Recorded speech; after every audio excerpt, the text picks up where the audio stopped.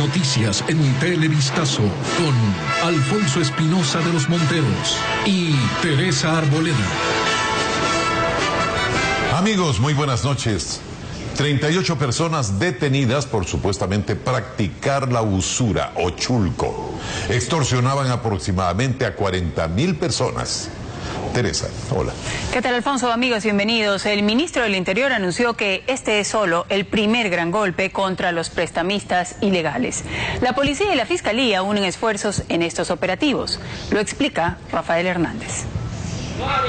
El operativo comenzó de madrugada y duró cerca de 6 horas. Los agentes ingresaron a 18 viviendas en busca de un grupo de prestamistas ilegales, más conocidos como chulqueros, que según la información policial, llevaban años operando desde el sector de la Florida Norte, en Guayaquil. Tenían una especie de almacén de compra-venta de artículos del hogar y obviamente a partir de ahí entregaban préstamos con intereses del 20% aproximadamente y los pagos entre 100 y $1.000. En las casas, los agentes de la policía judicial y los fiscales encontraron armas, los cuadernos donde estaban apuntadas las personas que recibieron dinero y las cartillas que utilizaban para cobrarles. Tratan de ellos simular la actividad que realizan, ¿no?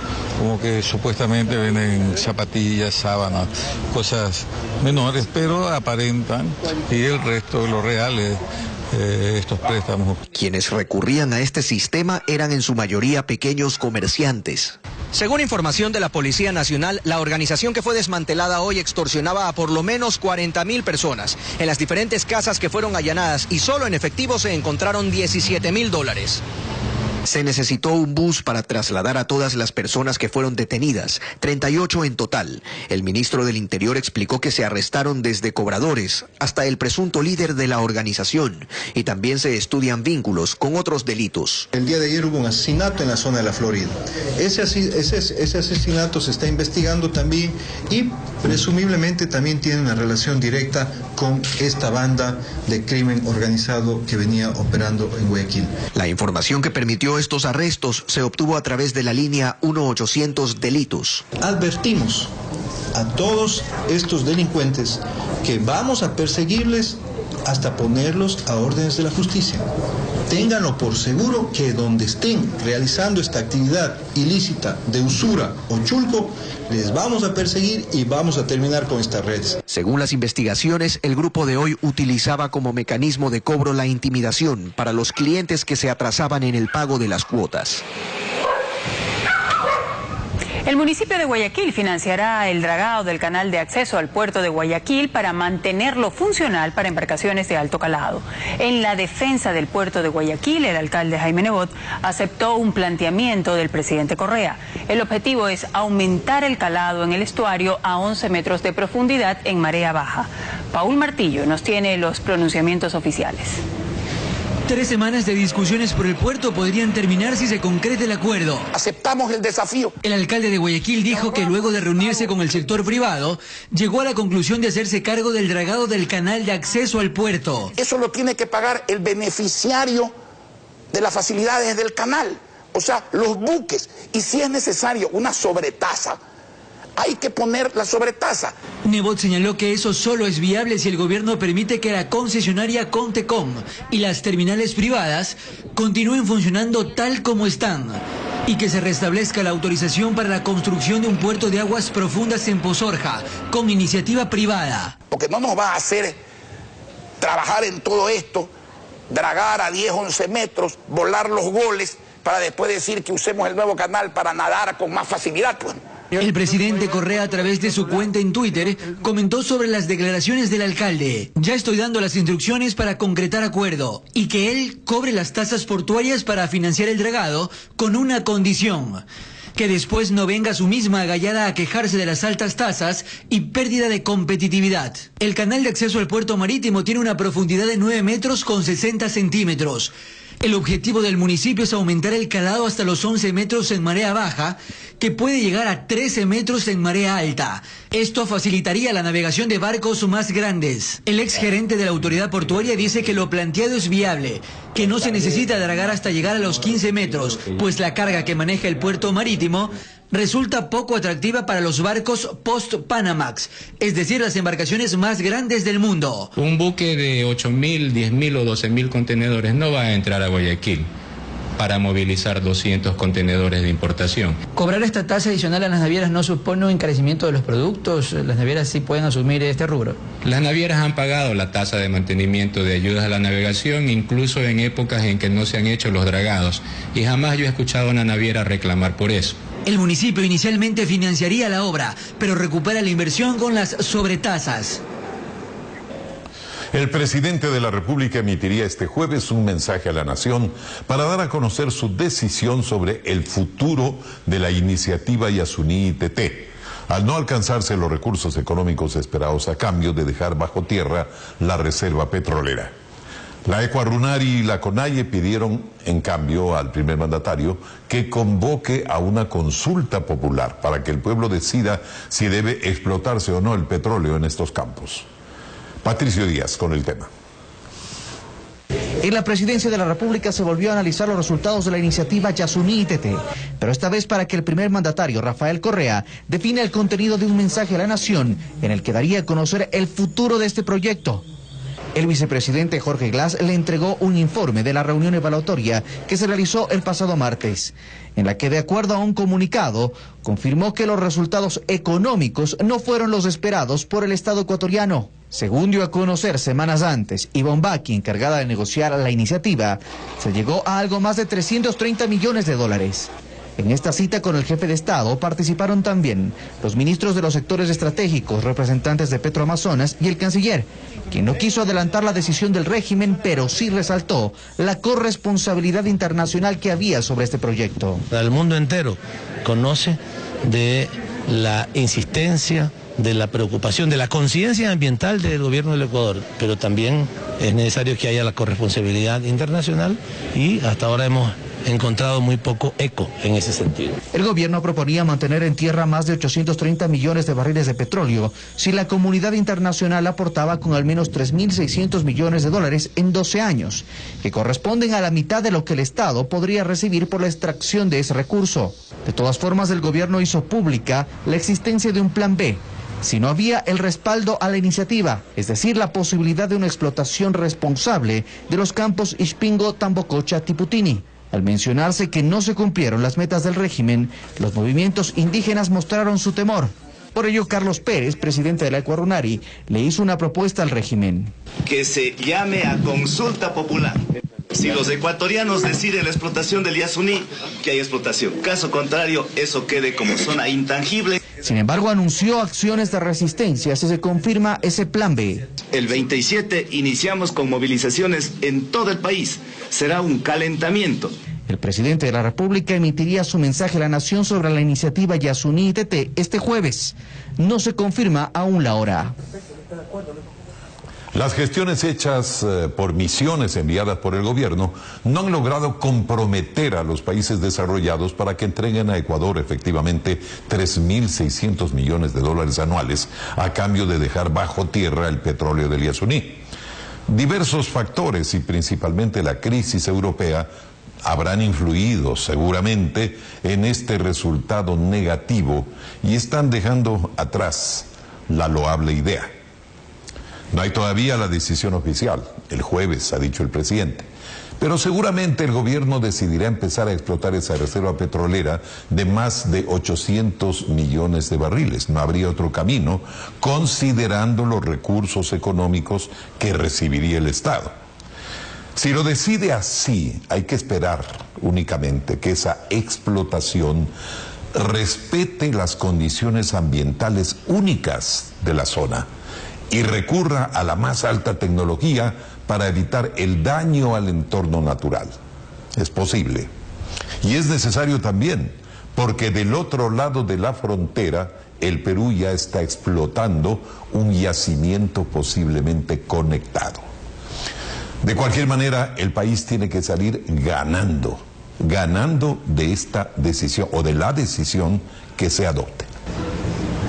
Otros temas. Hay dudas en la Comisión Legislativa respecto a incluir en el nuevo Código Penal la figura del linchamiento mediático. Legisladores oficialistas admiten lo polémico del asunto. La oposición es tajante y dice que se trata de un instrumento para la persecución política. Félix Narváez tiene las opiniones. La exministra roldosista Sandra Correa arremetió contra la prensa, exponiendo que sus denuncias infundadas siempre son para linchar a alguien. El objetivo es iniciar una campaña de desprestigio contra la víctima directa, no es buscar la verdad.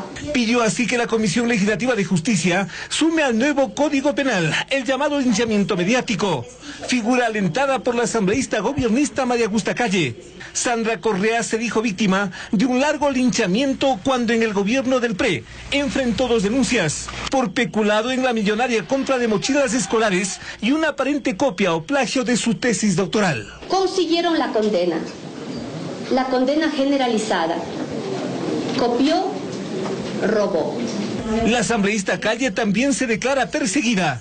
Pide sancionar ese linchamiento con 1 a 3 años de cárcel. La comisión no hizo debate, aunque las propias integrantes de Alianza País advierten la complejidad de penalizar algo como eso. A propósito de que haya claridad respecto de la conducta que se tendría que tipificar. Admite que el asunto tiene implicaciones políticas. Su colega opositora Magali Orellana comparte esa visión y es dura crítica. Mediáticamente, ¿cómo se la puede matar una persona? No hay esa tipicidad. Para el también opositor Miguel Ángel Moreta, el linchamiento mediático solo tiene explicación política. Es como tratar de consagrar un código dedicado a la persecución. La oficialista María Ángel Muñoz ahora es cautelosa con el linchamiento como figura penal. Primero hay que identificar que ha habido esa ofensa y luego sí determinar los responsables, los culpables de aquella acción. La Comisión de Justicia siguió tratando otros artículos en busca de un informe final del nuevo Código Penal Integral. Gracias por acompañarnos. En sus pantallas, el monumento del Corazón de Jesús en la cima del Cerro del Carmen. La imponente estatua de cobre de 27 metros de altura fue traída de Italia en 27 partes y es testigo del crecimiento de Guayaquil. Continuamos con las noticias en Televistazo Estelar. Un muro aplastó a 4 personas en Quito. El accidente se produjo en una construcción privada y en él perdió la vida un joven albañil.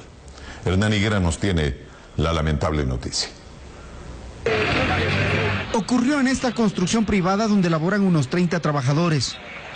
Lo que era una jornada normal se convirtió en una tragedia, pues la pared de la casa colindante se vino abajo y aplastó a 4. 3 de ellos con golpes y heridas fueron sacados por los rescatistas del cuerpo de bomberos y trasladados a un hospital. El mayor de policía William Villarroel confirmó que Darwin Imbaquingo, de 23 años, murió tras quedar sepultado. Está haciendo trabajos en el muro. Nosotros desconocemos cuáles han sido las circunstancias. Ha habido un pequeño derrumbe y a causa de eso en el talud ha quedado atrapada una persona. Sus familiares llegaron a reconocer el cuerpo y a pedir respuestas a quienes los contrataron. No tenía seguro, sino que él, por la necesidad de trabajar, él vino acá. La fiscalía tomó procedimiento y levantó evidencias, pues ni el propietario ni el jefe de la obra aparecieron. Galo Cadena, vecino y dueño de la pared que se desplomó, advirtió la falta de medidas de seguridad. Yo al condueño, o sea, a mi vecino, yo le había anticipado que mi propiedad estaba en peligro, pero no me hizo caso, ahí están las consecuencias. Pero este es un tema recurrente, lo afirma el alcalde de Quito, Augusto Barrera. Él dice que se requiere de soluciones en cuanto a la seguridad ocupacional. Yo recibo el COE todos los días y sé que esto, francamente, expande todas las semanas por lo menos. Decir a alguien que se le cayó el muro, el problema que tuvimos por ahí, es necesario fortalecer los procedimientos de seguridad ocupacional. Los familiares de Darwin Imbaquingo esperan que la empresa que contrató a la víctima responda ante el accidente. Una comisión conformada por miembros de la Defensoría del Pueblo y de la Oficina de Derechos Humanos de la Federación de Mujeres de Sucumbíos recorrió la zona en donde el ejército se enfrentó a miembros de un grupo irregular el pasado 8 de agosto. Ahí se receptaron testimonios para determinar si el incidente afectó a la población del sector. Carlos Flores tiene el informe.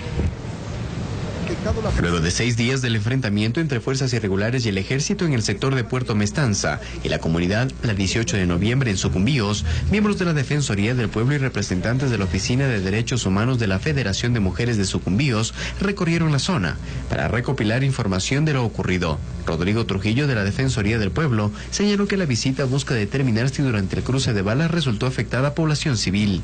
Hemos acudido para verificar si han existido afectaciones a derechos o a personas civiles, sobre todo en esta situación. La vivienda de Yarleni Oliveros Timote evidencia impactos de bala en el techo y paredes. En ella se presume que intentaron esconderse los miembros del grupo irregular. Vamos a hacer las gestiones respectivas para acudir, conversar con la señora y con los niños, a ver cuál es su situación y verificar los hechos que nos están señalando. Jorge Acero, abogado de la Federación de Mujeres, comentó que acompañará la investigación que realiza la Fiscalía sobre el hecho. Por desgracia hemos visto ya ocasiones anteriores en que se ha acusado a personas que no tenían nada que ver, que pertenecen a comunidades en el río, personas exclusivamente civiles que están dentro de una zona en que por desgracia efectivamente existe un conflicto. Los moradores de la zona, quienes prefieren mantenerse en el anonimato, comentaron los momentos de terror que vivieron durante el enfrentamiento. Hemos tenido bastante temor y hemos estado quietos porque pues ya mirando hasta los animales muertos que están afectados, entonces nos da miedo, ¿no?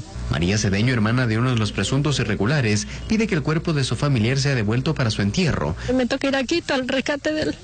El informe que elabora la Defensoría del Pueblo de Sucumbíos será enviada a la capital para que el representante de la entidad a nivel nacional tenga conocimiento de las evidencias encontradas durante esta visita. El ejército ecuatoriano destruyó 500.000 plantas de amapola, utilizada para producir drogas como el opio, la heroína. El sembrío estaba ubicado en la comunidad Hualicniaj, cantón Alausí, provincia de Chimborazo. Tras labores de inteligencia, los militares encontraron la plantación, pero durante el operativo no se detuvo a los responsables. Según la agencia gubernamental Andes, se trata de la plantación más grande descubierta este año. Recuerde la información actualizada en cualquier momento del día en nuestra página web ecuavisa.com. Un gusto estar con ustedes en Televistazo. Vemos una de las más preciadas joyas de la arquitectura religiosa del centro histórico de Quito. Es el convento de San Francisco, el complejo religioso más grande de América y uno de los principales atractivos del Quito patrimonial. Seguimos informando. Ministros del Eje Social de Ecuador y Perú se reunieron en Guayaquil para analizar los avances de 18 convenios que ambas naciones firmaron el año pasado. Equipos técnicos evaluaron las acciones puestas en marcha a partir de dichos acuerdos que tienen como objetivo la lucha conjunta contra la pobreza. Ministros de Ecuador y Perú se reunieron para evaluar los avances de los convenios firmados por los presidentes de ambos países durante la cumbre binacional de noviembre del año pasado. La ministra coordinadora de Desarrollo Social, Cecilia Vaca, destacó los objetivos de este encuentro. Y compartir las mejores experiencias en términos de política pública, de programas y de acciones que se desarrollan hacia la erradicación de la pobreza. Los funcionarios del Eje Social trabajaron sobre estrategias orientadas a generar programas que fomenten el desarrollo y la inclusión social en las poblaciones de la zona de frontera.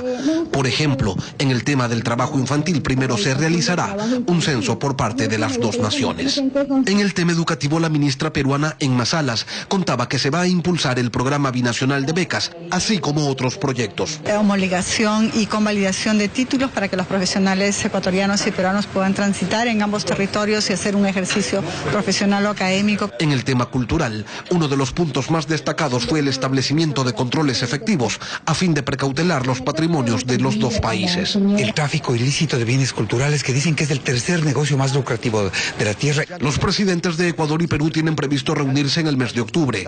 Allí se aspira a presentar los primeros resultados de lo que se trabajó durante esta jornada.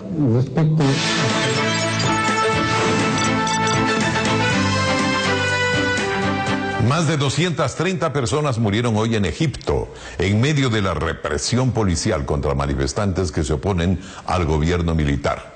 El gobierno de facto, que derrocó al presidente Mohamed Morsi en el mes de julio, decretó el toque de queda para evitar nuevas protestas. Mientras tanto, la comunidad internacional condena la violencia y se muestra preocupada por el futuro de Egipto. Es la jornada más violenta vivida en Egipto desde el derrocamiento del presidente Mursi hace 43 días. Las víctimas, que se habían contado por decenas en jornadas anteriores, sumaron más de 230 solo hoy. Otras 1.400 personas resultaron heridas en los enfrentamientos que se dieron sobre todo en las ciudades de El Cairo y Alejandría. Las víctimas en su mayoría eran partidarios de la hermandad musulmana. La crisis política ha provocado también la renuncia de Mohamed El Baradei, de la misma agrupación, vicepresidente del país a cargo de Relaciones Exteriores, y ha manifestado no estar dispuesto a ser considerado responsable por el derramamiento de sangre. El régimen, en un intento por evitar nuevas protestas, ha decretado el toque de queda para impedir que haya gente en las calles entre las 7 de la noche y las 6 de la mañana. En la jornada de hoy también murieron algunos policías y 2 periodistas, un camarógrafo británico de la cadena Sky News y una reportera egipcia. Las reacciones internacionales fueron inmediatas. El secretario de Estado de Estados Unidos, John Kerry, condenó la violencia, dijo que es deplorable y un grave golpe a la reconciliación del país. El Ecuador manifiesta su preocupación ante los acontecimientos violentos y ha llamado a consultas a su embajador en El Cairo. Y el secretario general de la Organización de Naciones Unidas, Ban Ki-moon, señaló que condenan en los términos más enérgicos la violencia utilizada por las fuerzas de seguridad en Egipto, país que además ha declarado un estado de emergencia por los próximos 30 días. Bradley Manning pidió perdón por el daño causado a Estados Unidos tras la filtración de miles de documentos clasificados a Wikileaks. Afirmó que fue un iluso al pensar que un analista iba a cambiar el mundo. En una declaración con la voz entrecortada ante una jueza militar, pidió reintegrarse a la sociedad. Manning, que ya fue declarado culpable de varios cargos de violación de la ley de espionaje, enfrentaría una condena de 90 años de prisión. Revisemos otras noticias del mundo. Un avión de carga de la empresa de mensajería UPS se estrelló en el aeropuerto de Birmingham, Alabama, provocando la muerte de los 2 únicos tripulantes. La aeronave, que había despegado de Kentucky, quedó fragmentada en 2 partes. La compañía UPS declaró que todavía se desconocen las razones del accidente. Israelíes y palestinos reanudaron hoy los diálogos de paz luego de 3 años sin conversaciones directas entre ambos. Ocurrió en un hotel de Jerusalén a puerta cerrada. Las negociaciones tienen la misión de llegar a la creación de un Estado palestino y se han dado un plazo de 9 meses para llegar a acuerdos. En sus primeras palabras tras cumplir 87 años, el expresidente cubano Fidel Castro agradeció el privilegio de estar vivo. Lo hizo a través del diario oficial Granma. Escribió que nunca pensó vivir hasta ahora a raíz de una enfermedad intestinal que lo puso al borde de la muerte en 2006. Desde ese entonces, el líder de la revolución cubana permanece alejado del poder en su tierra natal, gobernada ahora por su hermano Raúl Castro. La presidenta argentina Cristina Fernández dijo hoy que ni ella ni las políticas económicas son eternas y acusó a los medios de su país de distorsionar los resultados de las elecciones primarias en los que el oficialismo se mantuvo como primera fuerza política, aunque la oposición ganó en la provincia de Buenos Aires, el distrito más grande de Argentina. Científicos británicos y de 14 países han descubierto el origen del desarrollo de los 30 tipos de cáncer más comunes, basados en la mutación de los tumores estudiados, lo que supone un avance en la prevención y tratamiento de la enfermedad. Buenas noches, bienvenidos a los deportes. Ecuador y España se enfrentaron por segunda ocasión en la historia. Nuevamente el triunfo favoreció a los ibéricos, esta vez por 2-0 en el Estadio Monumental. Ante un buen marco de público, todas las incidencias las resume Juan José Barcia. Ante aproximadamente 40.000 aficionados, la selección española de fútbol derrotó de manera contundente al combinado ecuatoriano por 2-0. El conjunto dirigido por Vicente del Bosque ratificó en este cotejo por qué es el número 1 del mundo, a base de buen toque, precisión y mayor posesión de pelota y terreno. Al minuto 11 del partido, todos los presentes brindaron aplausos y cánticos en honor a la memoria del Chucho Benítez, mostrando también una gigantesca camiseta con el número 11. España se puso en ventaja al minuto 25, con gol del atacante Álvaro Negredo. En la etapa de complemento, la tónica del partido no cambió. Ambas selecciones realizaron variantes, pero fue al minuto 61 que Santi Cazorla logró aumentar cifras para sentenciar el 2-0 definitivo. Ecuador y España se preparan para la continuación de las eliminatorias mundialistas en el mes de septiembre. La tricolor enfrentará a Colombia, mientras que España lo hará ante Finlandia. Una vez finalizado el compromiso entre ecuatorianos y españoles, los estrategas de ambas selecciones dieron sus puntos de vista. De todo lo que sucedió en el terreno de juego, Rueda busca variantes en ataque, mientras que Del Bosque le apuesta la sangre nueva. Los directores técnicos Reinaldo Rueda de Ecuador y Vicente Del Bosque de España sacaron sus propias conclusiones del compromiso en el que la Furia Roja venció a la tricolor nacional en el Estadio Monumental. Rueda reconoció la superioridad del rival. Pese a ello, destacó lo hecho por sus dirigidos. Considero que Ecuador hizo un gran juego de gran aplicación ante un equipo de mucha categoría, mucha jerarquía. Y de cada partido de estos, como usted los nombró, Portugal, Alemania, España, nos queda mucho material de trabajo. Al colombiano le preocupa algo en particular: poder encontrar en corto tiempo un goleador como Cristian Benítez. El único goleador que teníamos a nivel internacional se nos fue por esas cosas del destino y si revisamos no tenemos ninguno de 18, de 20, 25 goles, ¿no? O sea que es una de las dificultades que tenemos y tenemos que compensarla con trabajo, con inteligencia. De su parte, Del Bosque, ante las ausencias consagradas, elogió la predisposición de los jóvenes valores españoles, a quienes desea ir consolidando para llegar al Mundial de Brasil. Y seguridad de que tenemos por detrás unos relevos en condiciones, muy buenos relevos. Y lo más importante es que mantengamos este espíritu competitivo en cada partido. La selección de Ecuador lleva 4 juegos entre oficiales y amistosos, sin poder ganar. En otros encuentros amistosos internacionales, las selecciones de Colombia y Argentina alcanzaron triunfo jugando fuera de casa. Brasil corrió suerte distinta. Aquí un resumen. Selecciones sudamericanas por el mundo en amistosos. Empezamos viendo a Brasil, que rivalizó con Suiza. Gol en contra de Dani Alves le dio el triunfo al equipo europeo.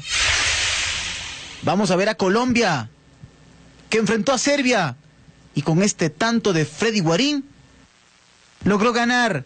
Jackson Martínez en el segundo cabezazo y Guarín para anotar. Mientras que Argentina también ganó.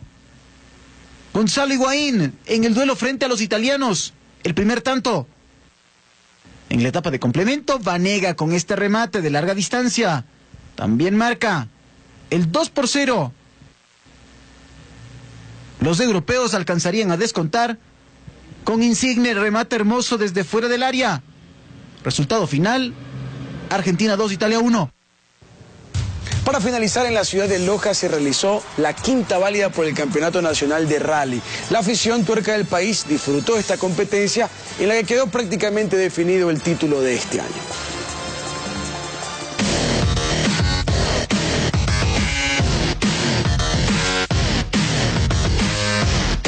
La quinta válida del Campeonato Nacional de Rally, la penúltima de la temporada, se la realizó en la ciudad de Loja.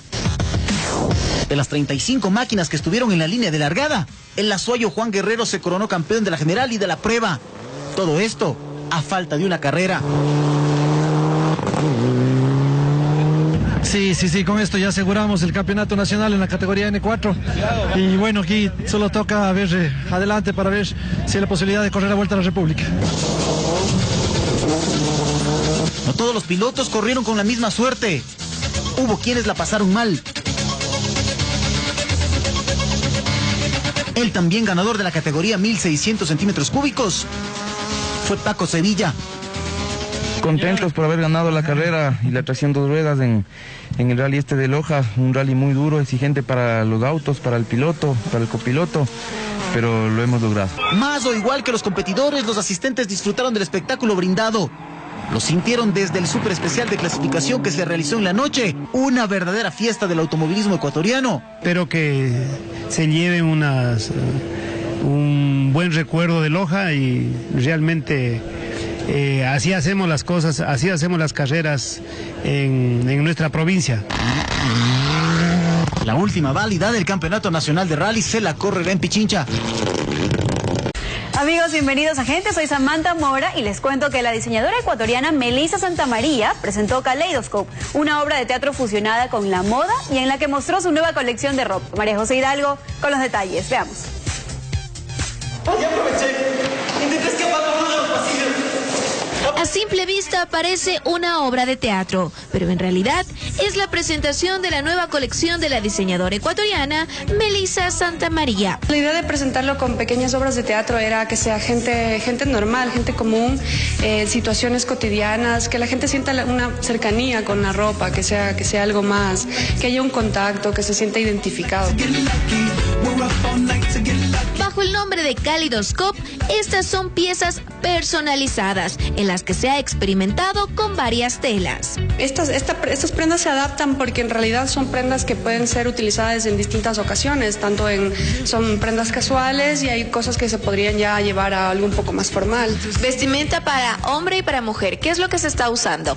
Bueno, en esta colección presentamos vestidos, faldas, pantalones muy cómodos. Las camisetas para hombre todas tienen algún detalle en particular, el cuello un poco diferente, un lado más largo, detalles en las mangas. Igual los pantalones tienen cortes, mezclas de telas, distintos detalles. Así que siempre estamos tratando de presentar algo diferente. Y si a esto le sumamos la pasarela virtual, de la cual también pudieron admirar los asistentes del Centro de Arte Contemporáneo de Quito, el resultado es moda vanguardista.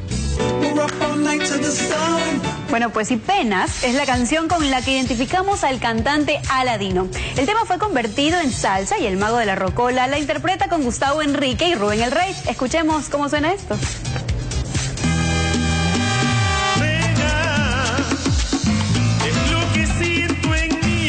¿Imaginaron alguna vez ver al cantante Aladino interpretando salsa? Ese tipo es multifacético, se hace toda la tarea como tiene que ser. Siempre voy a decir lo mismo, que está en un solo edificio, pero en diferentes plantas. Y esas plantas, tú lo que haces nada más es darle vuelta a la música y sigue siendo música, cualquier parte del mundo.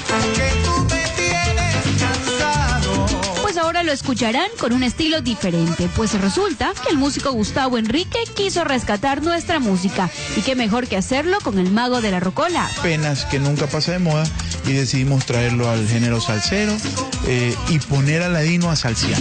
Si a ti yo te lo di todo, ¿qué más quieres tú de mí? Pero esta salsa tiene otra sorpresa, el toque urbano de Rubén el Rey. Hijo de mami, tú eres una abusadora. Yo trabajando y tú rabiando a toda hora. Y yo regreso liquillada allá de Europa. Yo muy feliz porque tanto para él como para mí es la primera vez que incursionamos en algo de salsa. Penas tiene 30 años y es sin duda la canción que caracteriza a este alegre personaje que se ha ganado un lugar privilegiado entre los más populares de Ecuador. Así que a bailarla.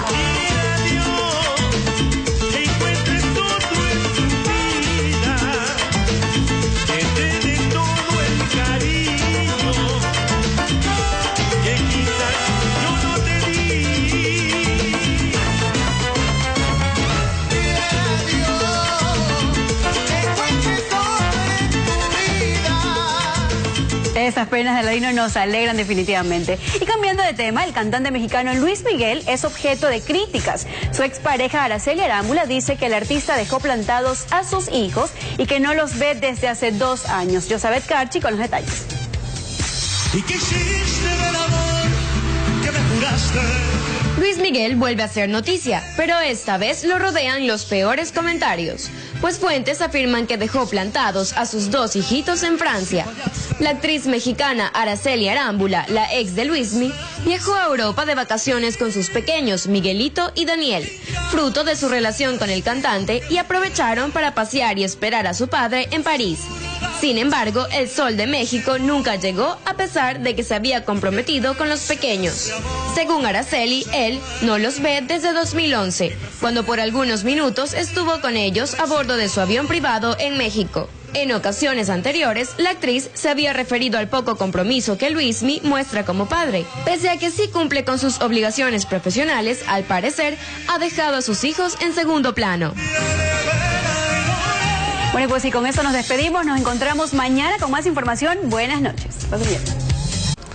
Ayer presentamos un informe sobre la nueva Universidad de Educación, Universidad para Maestros, que se construye en Azogues, o exactamente en la parroquia Javier Loyola, una población con 6.800 personas. ¿Qué implicaciones puede tener para los habitantes de esta zona? Bueno, Merlin Ochoa captó la expectativa que se siente por las desoladas calles de este sector rural. La universidad es una señal de progreso. La parroquia rural Javier Loyola en Azogues ha sido una de las zonas más golpeadas por la migración y hoy sus calles lucen así, desoladas. En los campos son pocos los que aún labran la tierra. Gerardina Dávila nos dice por qué personas como sus 2 hijos prefieren ir a otros países. Por la pobreza, tiene que ser, pues, señor. Es que aquí como no hay mucho trabajo. De eso se va. Aquí ya se regó la noticia del próximo funcionamiento de la Universidad Nacional de Educación, donde estudiarán más de 500 alumnos, cifra que podría triplicarse en pocos años. Hay gran expectativa, pero a pesar de ello, las casas se siguen vendiendo y son pocos los negocios abiertos, como la panadería de Don Juan. Dice que se prepara para recibir la avalancha de personas que él cree llegarán con la nueva universidad. Se va a incrementar aquí los fuentes de trabajo, más que todo, porque aquí es casi estado abandonado mucho tiempo los negocios. Afuera del negocio de Don Juan está la estación de una cooperativa de camionetas. Para 2 de sus integrantes la situación es dura por falta de pasajeros. A veces no se ha hecho ni para la gasolina. Sí, es la verdad, oiga, porque hay días que no se hace ni para el almuerzo. Se viene aquí para cumplir la parada, es un horario que tenemos. Para los habitantes, la construcción de la universidad no solo es una gran oportunidad para reactivar la economía de la zona, sino también para mejorar el nivel académico de su población. Aquí muchas personas no estudian por falta de recursos y oportunidades. Es la historia de don César y sus hijos. ¿Cuántos hijos tiene usted? 5. ¿Cuántos han podido estudiar? Ninguno de los 5. ¿Por qué? Porque la situación económica. En las parroquias cercanas a la universidad no hay infraestructura hotelera ni suficientes restaurantes. Desde ya la universidad mantiene reuniones con la junta parroquial para suplir esas necesidades y que la población surja de la mano de la educación. Bueno amigos, con esta información terminamos. Gracias siempre por acompañarnos. Más información como siempre en Telemundo. Que tengan buenas noches.